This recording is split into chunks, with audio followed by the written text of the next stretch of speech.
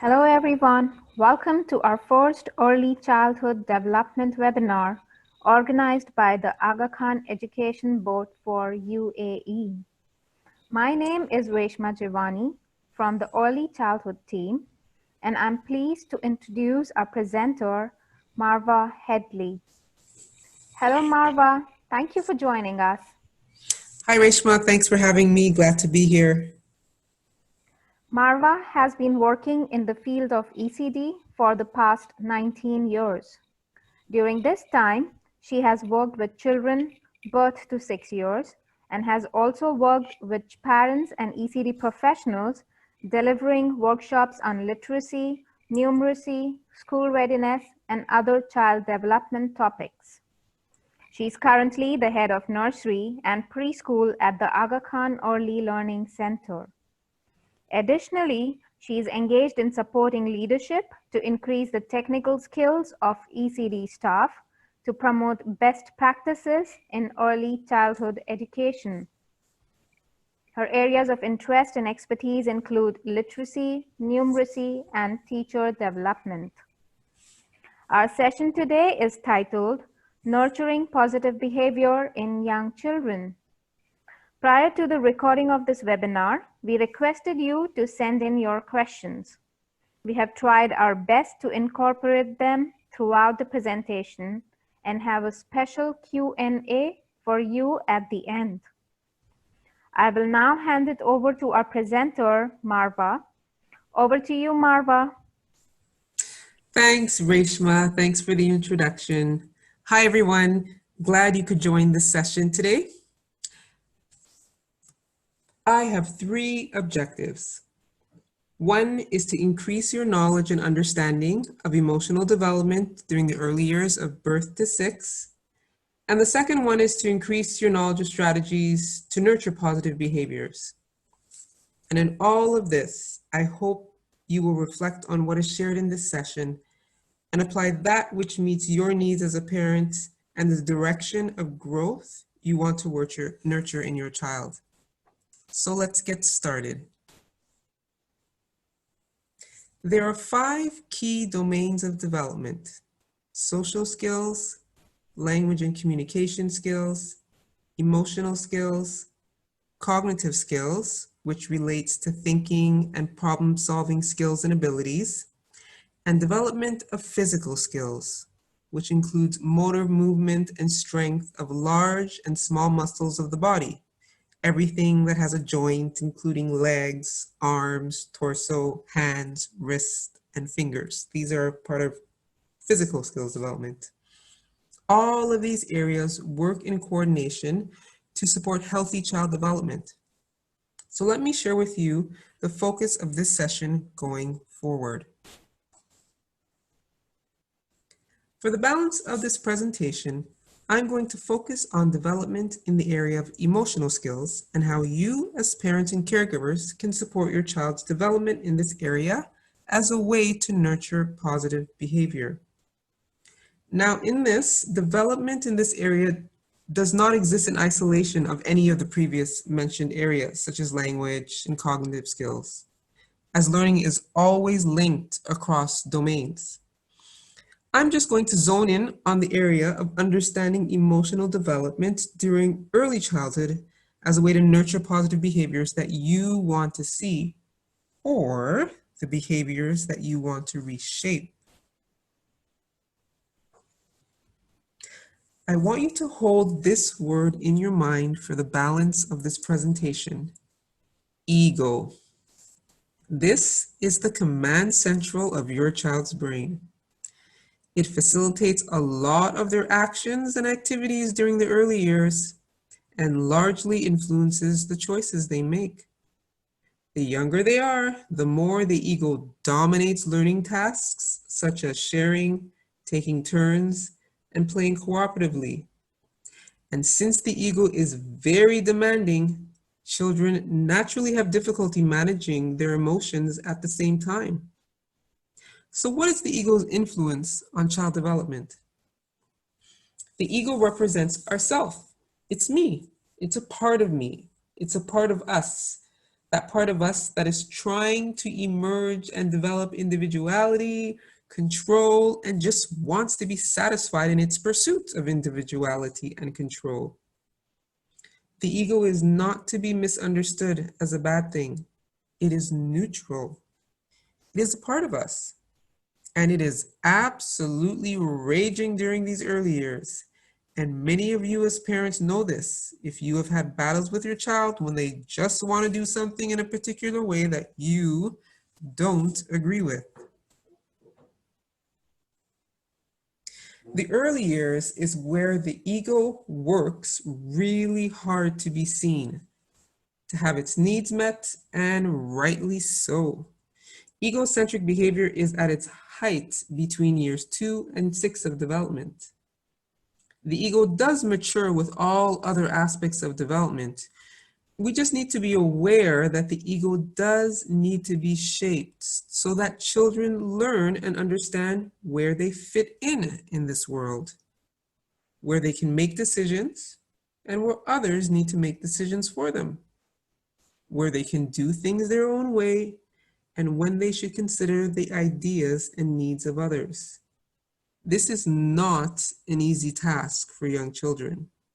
It's actually not easy for some adults either. And we've lived a lot more years than they have. In all of this verbal language, your child's speech explodes somewhere between 18 months and 2 years of age.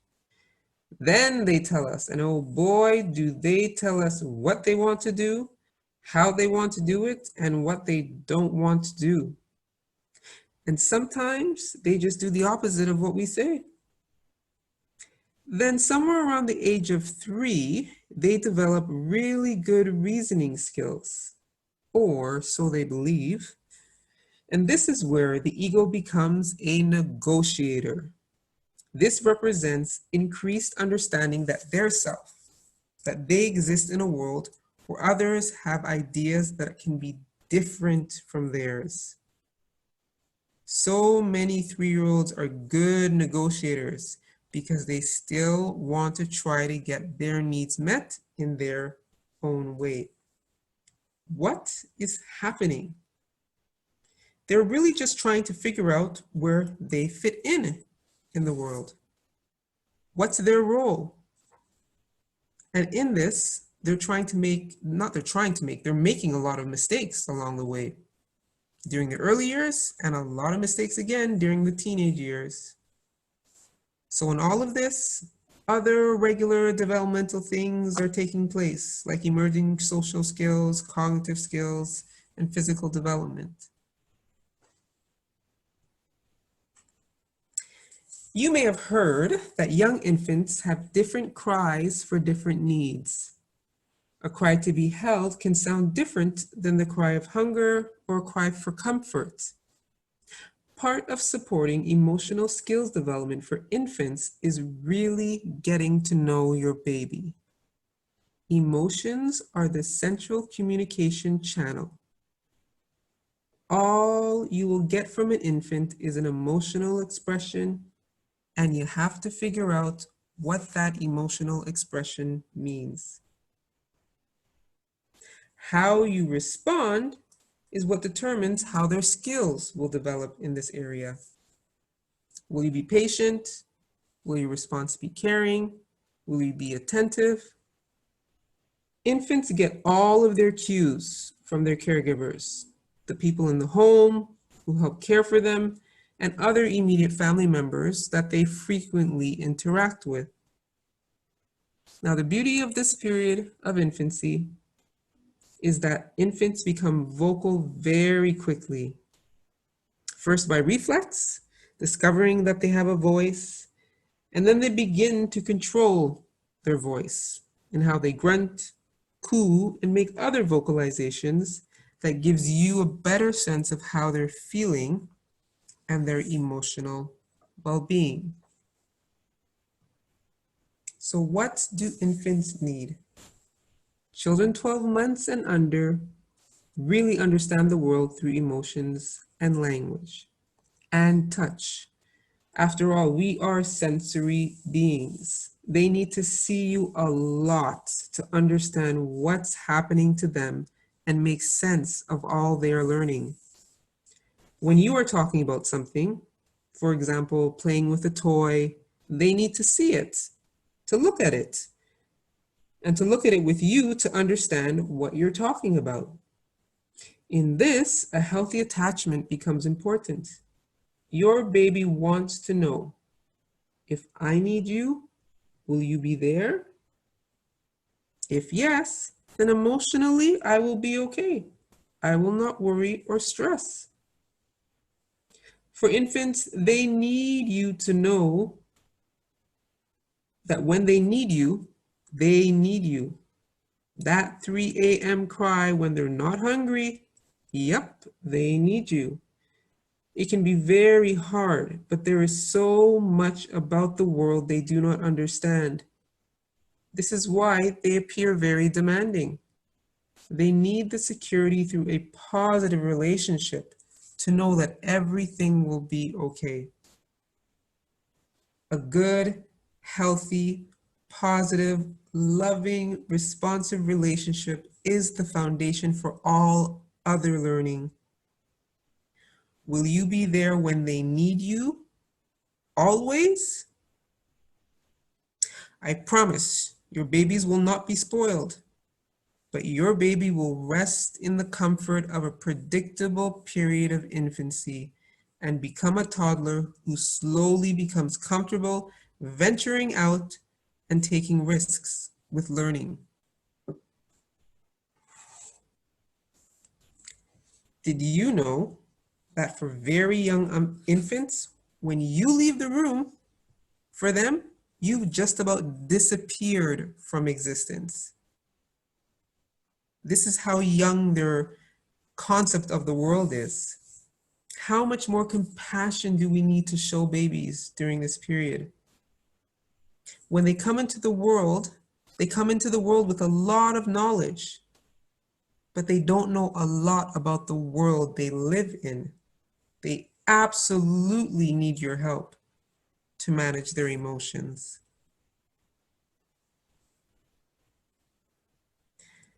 Many of you may think that the infant years are challenging if you have a baby and he or she is your first child.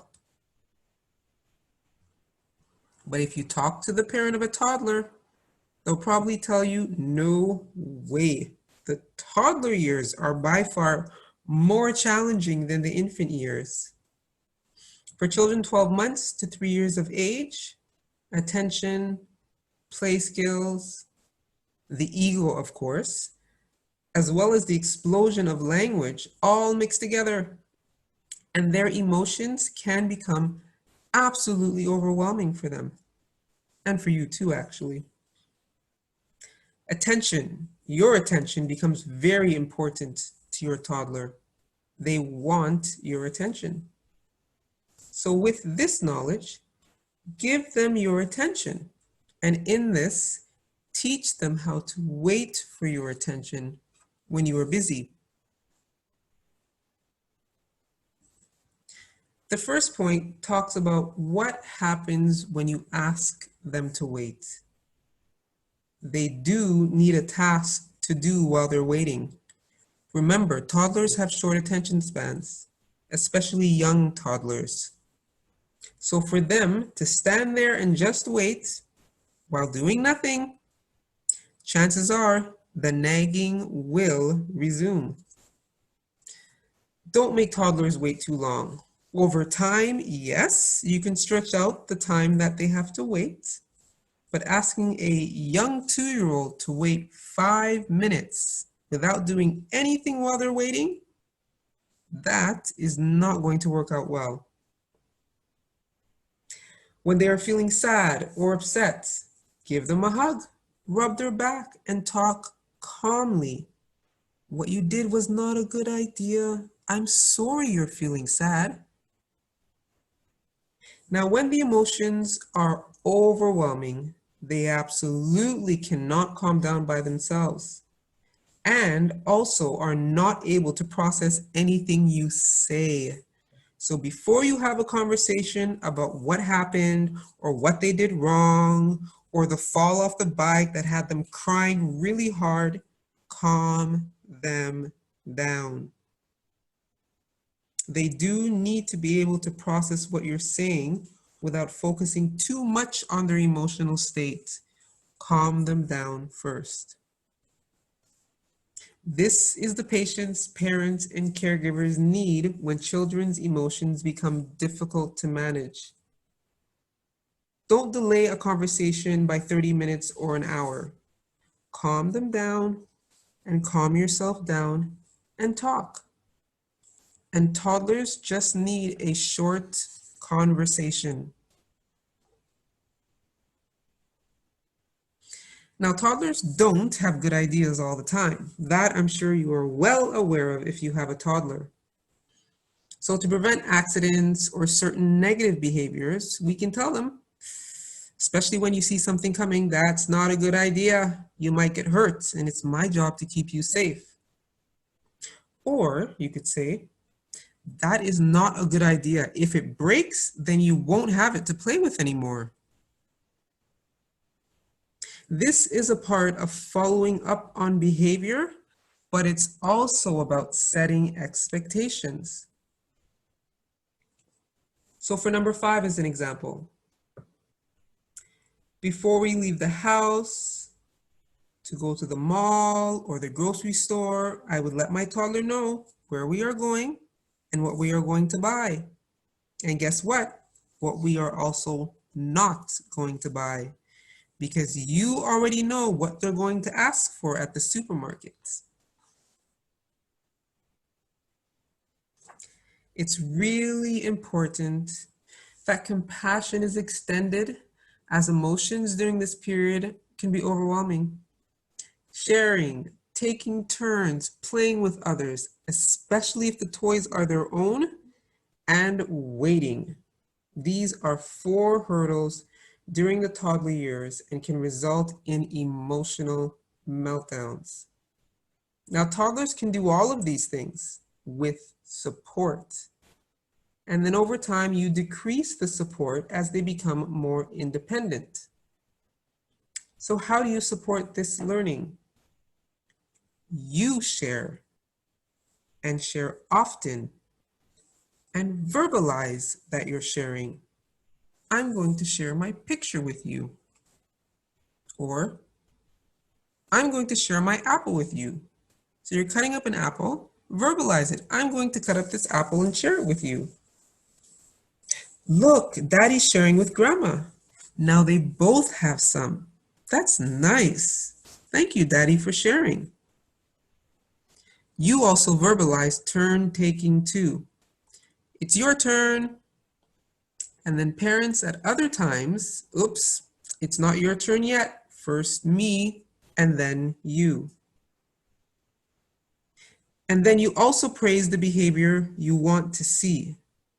Good job waiting. Now it's your turn, and we will wait. Now, should toddlers share everything? Should they share every time they are asked? No. They need to understand that sometimes sharing can work in their favor, but other times, I think your brother is really busy playing with those toys. He's not ready to share yet. Let's look for something else to do until he's finished. Because in this, you want your children to know that when they get out into the real world, everybody doesn't share everything all the time. I reserved discussion of these 3 big emotional reactions to the preschool years, not because they only happen during preschool, but for those of you with children 3 to 6 years old, these behaviors can look very different than when they were 2 years old or even 18 months old. So what is happening with emotional development for children 3 to 6 years of age? Here, they are definitely attempting to perfect the strategies that they've learned the last 3 years. The good ones and the bad ones. So it's, when I do this, I always get what I want. So as a 3, 4, 5, or 6-year-old, even a 2-year-old will always do this if it results in them always getting what they want. During this stage of development, emotional development, children do have a better grasp of positive social skills, right? Positive social behaviors, the behaviors that are acceptable. They know how to make friends. They know how to cooperatively play with peers. They can develop relationships. And they also have moral reasoning skills, especially at the older stage of development. And that's the understanding of positive and negative behaviors and their impacts. This is the question all children have, and your answer won't erase the emotions they experience when things don't go their way, but it can help them learn how to manage their emotions successfully. Why? Why can't I go? Why can't I do that? Why do I have to do that? Why not? Why? Parents, I encourage you to answer this question. And when they follow up with why, again, repeat your answer. Consistent parenting is very important to nurture positive behavior. Children will not always agree with your response. We know this. The goal is not for them to agree, but to, over time, develop understanding of themselves, the behaviors that are acceptable, and how they can get along with others in different settings. So when you always give in to their behavior, they're going to expect people in the outside world to do the same. And we all know that this is not the real world. It's really important that children learn about their feelings so they can understand what is happening to them when they are sad, upset, or even excited. Stories about feelings, or stories where feelings are explored through events that happen to the main character, be it a person or an animal, these kinds of stories are really great to help children understand their own emotions. Talk about it with your 2-year-old. Why do you think the elephant in the story was sad? Tell them how you feel. Tell your toddlers, your preschoolers, sometimes I feel sad when, and in all of this, you want them to know what they should do. You want them to know what the expected behavior is when they feel sad. So you give them the strategy. When you feel sad, come and tell mommy or daddy, and we will help you feel better. Stories about friendship are also great to develop both emotional and social skills. Now, if they're behaving inappropriately and they're not hurting themselves or anyone else, tell them that you'll wait for them to stop. And wait, even if it's 1 minute. Then talk about why that behavior was not a good idea. Use your words if you want to tell me something. When you're stamping your feet, I don't know what's wrong. Or when you're in public, take them aside. Don't damage their ego by having these sensitive conversations in a crowd. I remember when I was a teacher 3 years ago, one of my 3-year-olds, oftentimes he was a little bit inappropriate with his behaviors, and we needed to have a conversation. And initially, for these conversations, we would just go to a different area of the room where other friends wouldn't come over and listen in, because, preschoolers always want to be around to hear the conversation when somebody else is in trouble. And he would resist coming at first. And sometimes I would actually move the conversation to just outside the classroom, just for privacy. And so at first, like I said, he didn't really want to come outside. But over time, he realized we just talked about what happened. I reset the expectation. And then we went back inside the classroom and we continued the routine of the day. And that was it.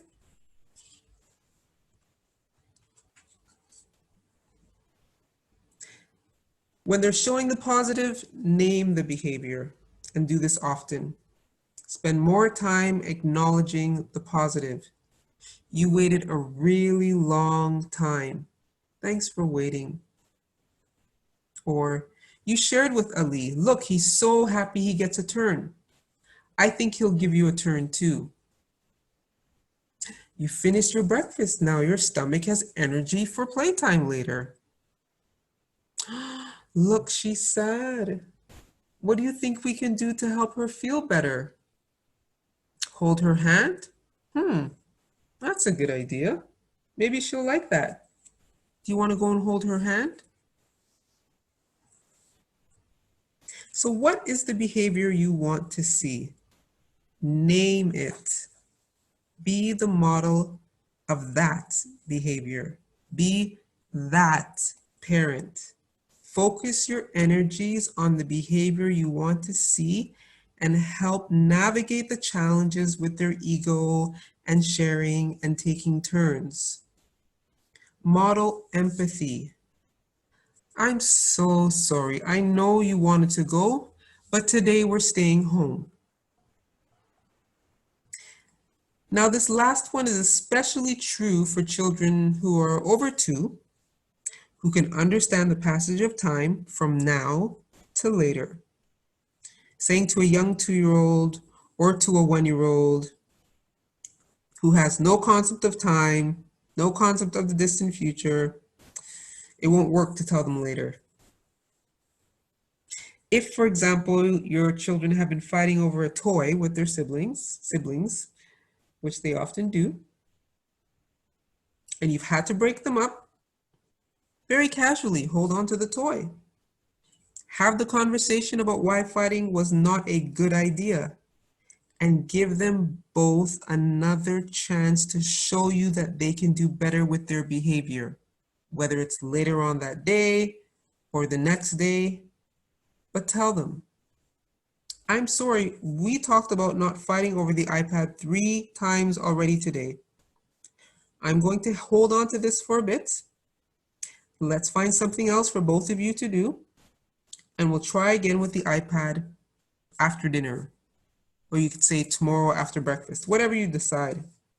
Then as the parent, you put up that iPad, and then don't forget to give them another chance to show you that they can do better with their behavior, whether it's after dinner, like you said, or tomorrow after breakfast, because that is what you said to them, right? Sometimes their outbursts are a result of their routine being off. Parents set and keep a routine. Routines help children regulate their emotions. Young children have a physiological need for a routine. That physiological need is the need that's in their DNA. We're all born with this need, this desire for a routine. It creates order and gives them a sense of control.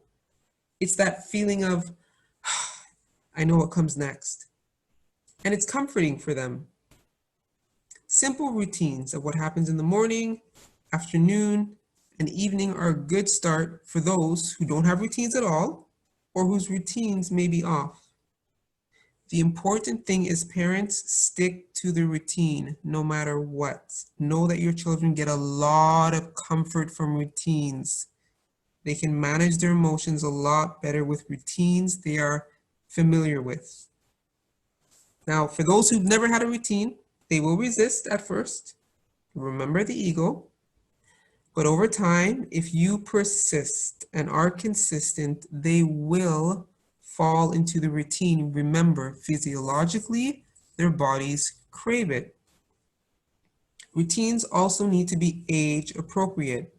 Very young children need 10 to 12 hours of sleep per night, for example, and infants, even more. So a 2-year-old sleeping for 6 to 7 hours each night, that 2-year-old needs a gradual upgrade to their sleep routine. So what can you do? Giving children choices really helps them to better manage their emotions. So you raise your children from infancy, yes, from infancy with choices. Sometimes. Sometimes you make the decision as a parent, and other times, do you want to wear yellow socks or blue socks today? Should we do the dishes first or wash clothes first? Now, when you're giving them a choice, be completely okay with whatever they choose. This is the concept of true choice.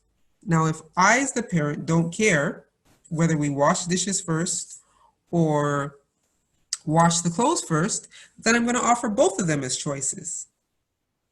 But if I care whether or not they eat first and watch TV later, I'm not going to offer both of those as choices because one of them I will not be happy with if they choose that first. Both options have to be ones that you are good with no matter what they decide. Avoid power struggles. An example is where there are back and forth conversations over something they want to do and something you don't want them to do. That's a verbal power struggle. Or power struggles over a toy, for example. Always casually, calmly remove the item that is the source of a fight between siblings. I'm just going to hold on to this so we can talk about what happened very casually, very calmly. Or I'm going to turn off the TV so we can talk about what we're going to do next so I know that you know what the expectation is. The last point here talks about setting expectations.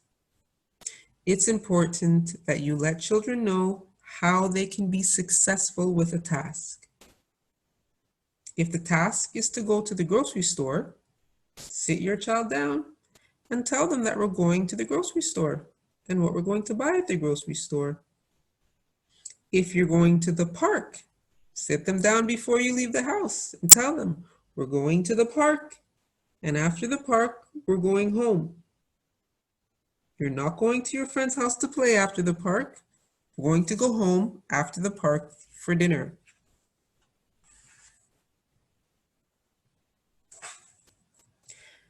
So the points on the slide are meant for you to think about what you want to see more than what is happening right now. What is the behavior you want to see? Respond to what is happening right now with the behaviors you want to see. Let that be your response as the parent. Where there is no empathy and the kids are jealous of each other, show empathy, model caring, and name the behavior you want to see. Focus on nurturing aspects of behavior. What do you need to nurture? Be that model. Talk about feelings, sad, happiness, or even being mad, and talk about your feelings. Talk about their feelings and point out the feelings of others so that they can develop empathy for others too. Empathy, caring, sharing, turn taking. Children need to experience the behaviors you want to see. Be the model and let the experiences, let them be positive and memorable so it shapes their character. I hope this session has given you some food for thought. And with this, I turn it over to Reshma. Thank you, Malva. This has been very informative. I now understand why it is so important that children learn about their feelings and what parents can do to help their child as they go through the different emotions. Prior to the recording of this webinar, we received some questions from our parents on this topic. So Marva, if I can share some of the questions from the parents with you, and you can give us your thoughts. Sure. Our first question comes from a working parent of a 6-month-old. Can you share some key points to help them groom the child in their mental, physical, and social development? Sure. Um, all learning and development rests on a positive emotional relationship and connection with your child. This is the foundation for long-term positive health and development, and that's a big one. So for a 6-month-old and for any other infant, it's really about spending quality time with your child to help them learn about the world around them. This emotional bond should continue throughout the early years in the time spent together, because this is where, as the parent, you're supporting their emotional health and well-being, which carries on. This is very important to prepare them for learning and life. It's so true. We as parents should aim to have quality relationships with our babies. Our next question was a common query among some of the parents. They would like to know, what role can older siblings play in nurturing young ones? So the role of older siblings is as important as any other member of the family. What I would encourage parents to remember is older siblings are still children themselves, learning about how to nurture, and still need nurturing themselves from you as the adult. So in this, the larger the age between siblings, the easier it is for them to do things like read the bedtime story to their younger brother or sister, help their little brother or sister get dressed in the morning, help them with their chores, and do things like playing board games together. Board games are a great way for developing social skills and are great for emotional skills development that are tied to behaviors like turn taking and waiting. And simple board games, bingo is an example, and matching games. These are really great for siblings to play together.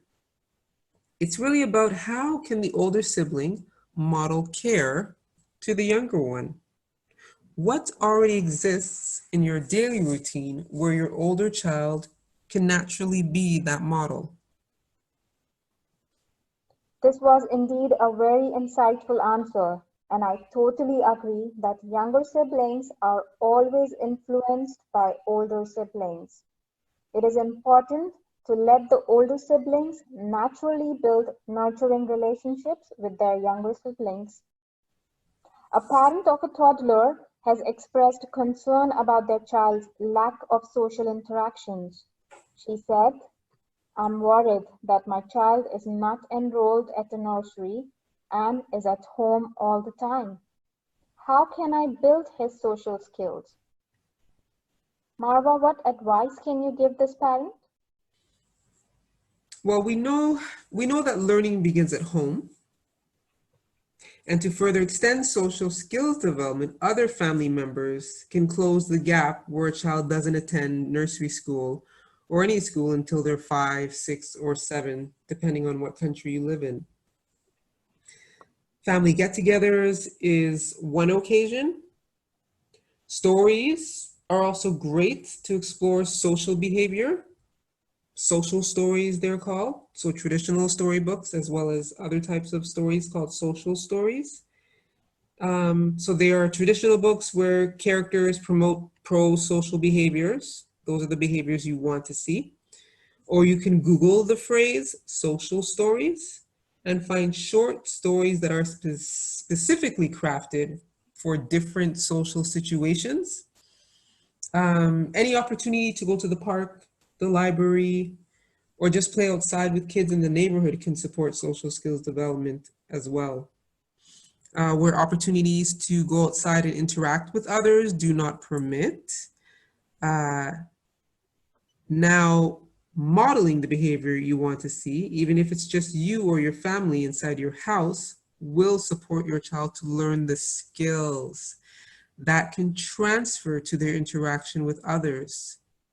So they will adapt, but remember that while they're with you, you are equipping them with skills to adapt, which will be easier later on.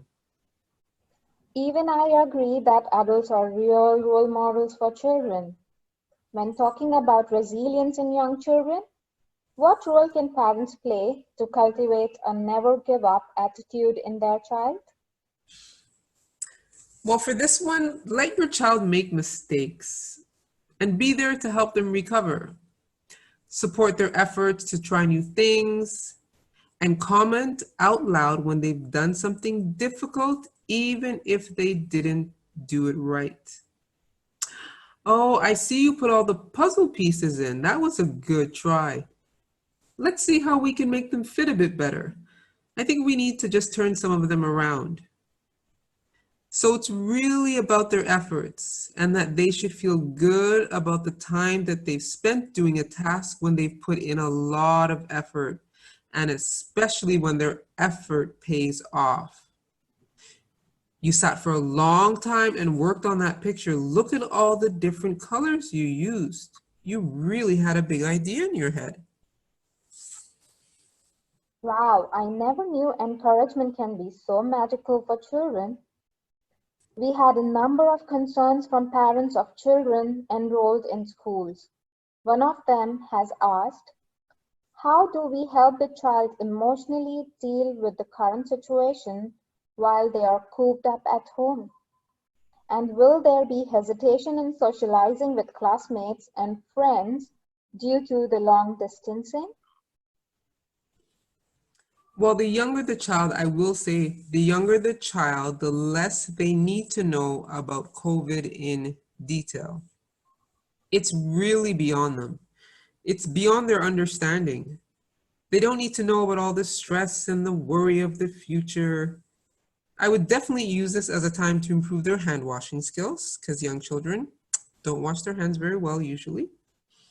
But talk about what's real for them. They can't go to school, and they can't see their friends and teachers, and they can't go outside, and they can't go grocery shopping with you. And that's about it. Those are some of the things that are the most real for them. Keep it as light as possible. We don't want children to worry now, and we definitely don't want them to worry about going outside or going back to school when the new normal comes. Well, those are some good ideas. As a parent, I can resonate with that worry. And hopefully, now I can make those practices common in my home. Parents, we know that given the current situation, you may also be experiencing different sorts of emotions. So, Marwa, what strategies can you share for parents to enable their children to get their big feelings out while acknowledging that this can be emotionally hard on parents? I would say read books about feelings, and as the adult, talk about your feelings and point out the feelings of other family members. It will make it easier for children to name their own feelings as part of learning to manage their own behavior. Show empathy, show a lot of empathy. Children need to know that someone kind of understands and will help them through difficult emotions. They need your help to recover from difficult emotions. Sit with them, hold them, do whatever helps them become calm. And for you as the adult, do whatever you need to do to be calm. Be aware of what you're feeling in the moment so that you can be present and be calm for them.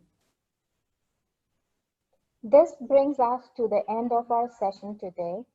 I would like to take this opportunity to thank Marwa for her time and for sharing her knowledge and experience with us. Thanks, Reshma, and thanks to everyone who joined the session. Be well. Parents, thank you for taking the time today to view this webinar. We would like to remind you that our microsite, the.smiley/UAE, is updated regularly during this period of COVID-19. For more activity ideas and parent articles, please refer to the Early Childhood Development tab under AKED. Your feedback is very valuable to us. Soon after this webinar, you will be invited to fill an online feedback form, which will help us plan for upcoming sessions. If you have any further questions and comments, please email ecd@smileycenterdubai.org. Thank you for watching this webinar. We wish you well.